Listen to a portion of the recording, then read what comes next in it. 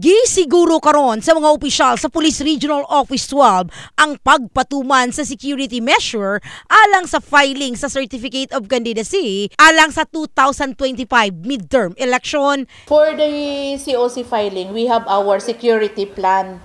Opo, at nakadesignate na po per province kung iilan yung ating i-deploy.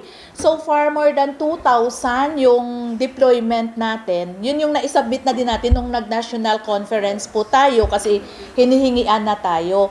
Tapos, pina-identify din po sa atin ano yung mga critical areas that needs yung mga hotspot natin. Dugang ni Police Major Risa Hernaez, spokesperson sa PRO 12, walay private armed groups o PAG sa Rehiyon 12 ug wala pa'y listahan sa election hotspot ang kapulisan. For ang Pro 12 naman, aside sa nangyari doon sa Cotabato Province, na diba meron tayong 63 barangay. So, opo, meron po tayong gagawin doon na diba BARM, tayong parliamentary election. So, additional na troops. Kasi for sure, hihingi talaga din yung BARM.